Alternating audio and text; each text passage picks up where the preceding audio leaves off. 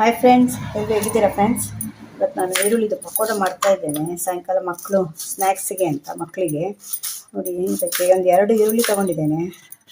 ನೋಡಿ ಕಟ್ ಮಾಡ್ತಾಯಿದ್ದೇನೆ. ಇದಕ್ಕೆ ಪಕೋಡಕ್ಕೆ ನಾವು ಉದ್ದುದ್ದ ಕಟ್ ಮಾಡ್ಕೊಳ್ಬೇಕು. ಇದು ಮೊದಲಿಗೆ ನಾನು ಕಟ್ ಮಾಡ್ಕೊಳ್ತೇನೆ, ಆಮೇಲೆ ತೋರಿಸ್ತೇನೆ ಹೇಗೆ ಮಾಡೋದು ಅಂತ. ಇದು ನೋಡಿ, ಈಗ ಈರುಳ್ಳಿ ಕಟ್ ಮಾಡಿ ಇಟ್ಕೊಂಡಿದ್ದೀನಿ. ಈ ರೀತಿ ಉದ್ದುದ್ದ ಕಟ್ ಮಾಡ್ಕೊಳ್ಬೇಕು. ಇದು ಇದಕ್ಕೆ ಕೆಲವರು ಅಕ್ಕಿ ಹಿಟ್ಟು ಹಾಕ್ತಾರೆ. ನನ್ನ ಹತ್ರ ಅಕ್ಕಿ ಹಿಟ್ಟಿಲ್ಲ, ಅದನ್ನು ನಾನು ಬರೀ ಕಡಲೆ ಹಿಟ್ಟಲ್ಲೇ ಮಾಡ್ತಾಯಿದ್ದೀನಿ. ಒಂದು 10 ಸ್ಪೂನಷ್ಟು ಕಡಲೆ ಹಿಟ್ಟು ತೊಗೊಂಡಿದ್ದೇನೆ. ಇವಾಗ ಇದಕ್ಕೊಂದು ಸ್ವಲ್ಪ ಖಾರದ ಪೌಡ್ರ್ ಹಾಕ್ತಾಯಿದ್ದೀನಿ. ನಿಮಗೆ ಬೇಕಿದ್ರೆ ಹಸಿಮೆಣಸಿನ್ಕಾಯಿ ಕೂಡ ಹಾಕ್ಕೊಳ್ಬೋದು ಖಾರಕ್ಕೆ. ಇದು ಮತ್ತೊಂದು ಅರ್ಧ ಸ್ಪೂನಷ್ಟು ಉಪ್ಪು ಹಾಕ್ತಾಯಿದ್ದೇನೆ. ಮತ್ತೊಂದು ಸ್ವಲ್ಪ ಕೊತ್ತಂಬರಿ ಸೊಪ್ಪು ಹಾಕ್ತಾಯಿದ್ದೇನೆ. ಮತ್ತು ಈರುಳ್ಳಿ ಇವಾಗ ಹಾಕಿ ಮಿಕ್ಸ್ ಮಾಡಬೇಕು. ಒಂದ್ಸಲ ಇದಕ್ಕೆ ನೀರು ಹಾಕ್ದಿರಾ ಹಾಗೆ ಈರುಳ್ಳಿ ಹಾಕಿ ಮಿಕ್ಸ್ ಮಾಡಬೇಕು. ಆಮೇಲೆ ಬೇಕಾದರೆ ನೀವು ನೀರು ಹಾಕ್ಕೊಳ್ಬೋದು, ಏಕೆಂದರೆ ಈರುಳ್ಳಿಯಲ್ಲಿ ನೀರ್ದು ಪಸೆ ಇರುತ್ತೆ. ಒಂದ್ಸಲ ಮಿಕ್ಸ್ ಮಾಡುವಾಗ ಅದೇ ಸಾಕಾಗುತ್ತೆ ನಿಮಗೆ. ಆಮೇಲೆ ಬೇಕಾದರೆ ಮತ್ತೆ ನೀವು ನೀರು ಮಿಕ್ಸ್ ಮಾಡ್ಕೊಳ್ಬೋದು. ಇದು 2 ಈರುಳ್ಳಿಯಲ್ಲಿ ಸುಮಾರಾಗುತ್ತೆ, ನೀವು 3-4 ಜನ ತಿನ್ಬೋದು ಅಷ್ಟಾಗುತ್ತೆ. ತುಂಬ ಈಸಿಯಾಗಿ ಮನೆಯಲ್ಲೇ ಮಾಡ್ಕೊಳ್ಬೋದು. ಮನೇಲಿ ಮಾಡಿಕೊಂಡ್ರೆ ನಿಮಗೆ ಉಳಿತಾಯ ಕೂಡ ಆಗುತ್ತೆ, ಮತ್ತು ಆರೋಗ್ಯ ಮತ್ತು ಇದು ಶುಚಿ ಕೂಡ ಇರುತ್ತೆ, ಕ್ಲೀನ್ ಕೂಡ ಇರುತ್ತೆ ಮನೆಯಲ್ಲಿ. ಮತ್ತು ಯಾವುದಾದ್ರು ಎಣ್ಣೆಯಲ್ಲಿ ಮಾಡಿದ್ರು ಹೊರಗಡೆ ಅಂತ ಕೂಡ ಇರಲ್ಲ. ನಾವು ಮನೆಯಲ್ಲಾದರೆ ಒಳ್ಳೆ ಎಣ್ಣೆಯಲ್ಲೇ ಮಾಡ್ತೇವಲ್ಲ. ನೀವು ಹೊರಗಡೆ ಹೋಟೆಲಲ್ಲಿ ಅಥವಾ ಶಾಪಲ್ಲೆಲ್ಲ ತಿಂದಾಗ ಅವರು ಯೂಸ್ ಮಾಡಿದ ಎಣ್ಣೆನೇ ಮತ್ತೆ ಮತ್ತೆ ಯೂಸ್ ಮಾಡ್ತಾರೆ. ಆ ರೀತಿ ಮಾಡ್ಕೊಳ್ಬಾರ್ದು. ಈ ಸಲ ಇದೆಲ್ಲ ಒಂದ್ಸಲ ಮಿಕ್ಸ್ ಆದಮೇಲೆ ಇವಾಗ ಮತ್ತೆ ನಾನು ಸ್ವಲ್ಪ ಇದಕ್ಕೆ ಹಿಂಗು ಕಲಸಿ ಹಾಕ್ತಾ ಇದ್ದೇನೆ. ನಿಮ್ಮ ಹತ್ರ ಪೌಡ್ರ್ ಹಿಂಗಿದ್ರೆ ಅದನ್ನು ಹಾಕ್ಕೊಳ್ಬೋದು. ನನ್ನ ಹತ್ರ ಪೌಡ್ರ್ ಹಿಂಗಿಲ್ಲ, ಇದು ಮುದ್ದೆ ಹಿಂಗು. ಅದನ್ನು ನಾನು ಅದನ್ನು ನೀರಲ್ಲಿ ಕಲಸಿ ಹಾಕ್ತಾ ಇದ್ದೇನೆ. ಅದಕ್ಕೆ ಮತ್ತೆ ನೀರು ಹಾಕಿ ಸ್ವಲ್ಪನೀಗ ನೀರು ಹಾಕಿ ಮತ್ತೆ ಇವಾಗ ಕಲಿಸ್ಕೊಳ್ತೇನೆ. ಒಂದ್ಸಲ ಎಲ್ಲ ಕಲಿಸ್ಕೊಂಡು ಬಂದಮೇಲೆ ಮತ್ತೆ ನಿಮಗೆ ತೋರಿಸ್ತೇನೆ. ಈ ರೀತಿ ಕಲಸಿ ನೀವು ಒಂದು 5 ನಿಮಿಷ ಇಟ್ಟರೆ ಸಾಕು. ಎಣ್ಣೆ ಬಿಸಿಯಾಗೋವರೆಗೆ ಒಂದು ಸ್ವಲ್ಪ ಮುಚ್ಚಿಡಬೇಕಿದು. ಮತ್ತೆ ನೀವು ಪಕೋಡ ಮಾಡ್ಕೊಳ್ಬೋದು ಈಸಿಯಾಗಿ.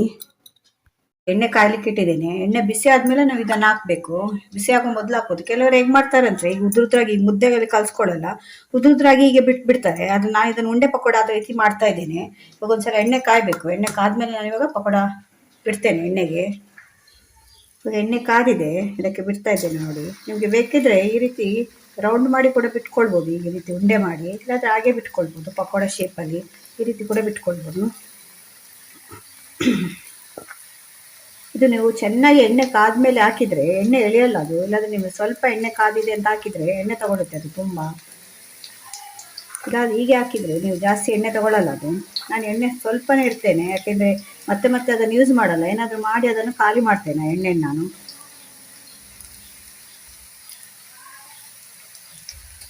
ನೀವು ಹಾಕಿದ ಮೇಲೆ ಒಂದು ಸ್ವಲ್ಪ ಲೋ ಫ್ಲೇಮಲ್ಲಿ ಒಂದು ಸ್ವಲ್ಪ ಅದು ಕಾಯಬೇಕು. ಇಲ್ಲಾಂದರೆ ಒಳಗಡೆ ಬೇಯಲ್ಲ ಅದು, ಹೊರಗಡೆ ಮಾತ್ರ ಬೆಂದಿರುತ್ತೆ. ಇವಾಗ ನೋಡಿ ಕಾಯ್ತಾ ಇದ್ದು. ನಿಮಗೆ ಅಕ್ಕಿ ಹಿಟ್ಟು ಹಾಕಿದರೆ ಸ್ವಲ್ಪ ಕ್ರಿಸ್ಪಿ ಬರುತ್ತೆ ಪಕೋಡ. ಇಲ್ಲಾಂದರೆ ಒಂದು ಸ್ವಲ್ಪ ಎಲ್ಲಾದರೂ ಕ್ರಿಸ್ಪಿ ಬರುತ್ತೆ, ಆದರೆ ಅಕ್ಕಿ ಹಿಟ್ಟು ಹಾಕಿದರೆ ನಿಮಗೆ ಜಾಸ್ತಿ ಕ್ರಿಸ್ಪಿ ಬರುತ್ತೆ ಅಂತ ಅಷ್ಟೇ. ಇಲ್ಲದಿದ್ರೆ ಏನು ಅಕ್ಕಿ ಹಿಟ್ಟು ಏನು ಬೇಕು ಅಂತಿಲ್ಲ. ಹಾಗೆ ಅಕ್ಕಿ ಹಿಟ್ಟು ಇಲ್ಲ ಅಂದರೆ ಹಾಗೆ ಕೂಡ ಮಾಡ್ಕೊಳ್ಬೋದು. ಇವತ್ತು ನಾನು ಅಕ್ಕಿ ಹಿಟ್ಟು ಹಾಕದೆ ಮಾಡ್ತಾ ಇದ್ದೇನೆ. ಅಕ್ಕಿ ಹಿಟ್ಟಾದರೆ 1 ಸ್ಪೂನ್ ಅಕ್ಕಿ ಹಿಟ್ಟು ಹಾಕ್ಬೋದು ಅಷ್ಟೇ, ಅದಕ್ಕಿಂತ ಜಾಸ್ತಿ ಹಾಕ್ಲಿಕ್ಕಾಗಲ್ಲ. ಯಾಕೆ ಕಡಲೆ ಹಿಟ್ಟಿದ್ದು ಪಕೋಡದಲ್ಲ ಇದು, ಅದರಿಂದ ಸ್ವಲ್ಪ ಕ್ರಿಸ್ಪಿ ಬರಲಿಕ್ಕೆ ಹಾಕ್ತಾರೆ ಅಷ್ಟೇ ಅಕ್ಕಿ ಹಿಟ್ಟನ್ನು. ಇದೊಂದು ಸ್ವಲ್ಪ ಕಾಯಬೇಕು. ಇಲ್ಲಾಂದರೆ ಒಳಗಡೆ ನಿಮಗೆ ಕಾಯಲ್ಲ, ಅದು ಒಳಗಡೆ ಮೆತ್ತಗಿರುತ್ತೆ, ಅದರಿಂದ ನಿಮಗೆ ಮೆತ್ತಗಾಗುತ್ತೆ ಅದು. ಇದು ಚೆನ್ನಾಗಿ ಒಳಗೆ ಹೊರಗೆ 2 ಕಡೆಯೂ ಕಾದರೆ ನಿಮಗೆ ಕ್ರಿಸ್ಪಿ ಬರುತ್ತೆ ಅದು.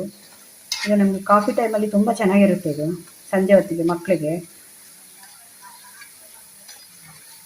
ಇದು ಜಾಸ್ತಿ ನೀರು ಮುಟ್ಸಿಲ್ಲಲ್ಲ, ಅದರಿಂದ ನಿಮಗೆ ಎಣ್ಣೆ ಕೂಡ ಎಳೆಯಲ್ಲ. ನೀವು ತುಂಬ ನೀರು ಹಾಕಿದ್ರೆ ಕಲಿಸುವಾಗ ಎಣ್ಣೆ ತಗೊಳುತ್ತೆ, ಇದು ತುಂಬ ಎಣ್ಣೆ ಎಳ್ಕೊಳ್ಳುತ್ತೆ. ಇವಾಗ ಆಲ್ಮೋಸ್ಟ್ ಇದಾಯಿತು. ಇದು ಒಂದು ಸಲ ತೆಗಿತೇನೆ ನಾನು.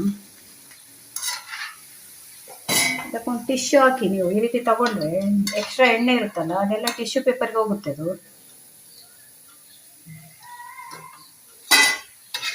ನೋಡಿ ಕ್ರಿಸ್ಪಿ ಬಂದಿದೆ ಅದು, ಹಾಕುವಾಗನೇ ಸೌಂಡ್ ಬರುತ್ತೆ ನೋಡಿ. ಹಾಗೆ ಬಂದರೆ ನಿಮಗೆ ಕ್ರಿಸ್ಪಿ ಇರುತ್ತೆ ಅದು.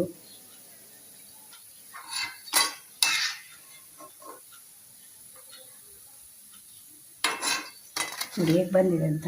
ಇನ್ನೊಂದು ಹಾಕಿ ತೋರಿಸ್ತೇನೆ ನಿಮಗೆ. ರೌಂಡ್ ಬೇಕು ಅಂದರೆ ಯಾವ ಶೇಪಲ್ಲೂ ಹಾಕ್ಕೊಳ್ಬೋದು, ಇಲ್ಲಾಂದರೆ ಹೀಗೆ ಹಾಕ್ಕೊಳ್ಬೋದು. ಪಕೋಡ ಇದೇ ಶೇಪಲ್ಲಿ ಇರುತ್ತಲ್ಲ ಆ ರೀತಿ ಹಾಕ್ಕೊಳ್ಬೋದು ನೀವು. 2 ಈರುಳ್ಳಿಯಲ್ಲಿ ಎಷ್ಟು ಮಾಡ್ಬೋದು ನೋಡಿ. ಅದೇ ಹೊರಗಡೆ ಅದು ನಿಮಗೆ 1 ಪ್ಲೇಟಿಗೆ ಅವ್ರು ಎಷ್ಟು ತಗೊಳ್ತಾರೆ.